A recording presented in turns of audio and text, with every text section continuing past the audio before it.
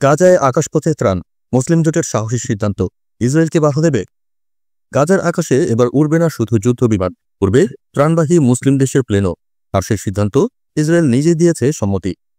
কিন্তু ইসরায়েল কি হঠাৎ এত উদার হয়ে গেল, নাকি জর্ডান ও আমিরাত এমন কিছু করছে যার সামনে তেল আবিব বাধা দিতে সাহস পাচ্ছে না?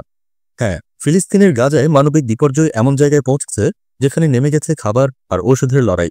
এর মধ্যেই মুসলিম দুই রাষ্ট্র জর্ডান ও সংযুক্ত আরব আমিরাত ঘোষণা দিয়েছে তারা আকাশ থেকে ত্রাণ ফেলবে অবরুদ্ধ গাজায়। ইসরায়েলি সংবাদ মাধ্যম টাইমস অফ ইসরায়েল জানাচ্ছে, ইসরায়েল খুব শিগগিরই অনুমতি দিতে যাচ্ছে এই দুই মুসলিম দেশের বিমানকে। তবে এমন একটি উদ্যোগ আগেও দেখা গিয়েছিল, যেখানে মার্কিন সেনাবাহিনীর সহায়তায় আকাশপথে পাঠানো হয়েছিল কয়েক হাজার প্যাকেট, কিন্তু সেই ত্রাণই কেড়ে নিয়েছিল 5টি নিরীহ প্রাণ। ছোট প্যারাশুটে ভর করে খোলা স্থানে পড়েছিল সেই প্যাকেটগুলো, যার নিচে চাপা পড়ে প্রাণ হারিয়েছিল শিশু থেকে বৃদ্ধ। আজ প্রশ্ন, এই আকাশপথের ত্রাণ গাজাবাসীর আশার আলো হয়ে উঠবে, নাকি আরেকটি মর্মান্তিক অধ্যায় লিখবে ইতিহাসে?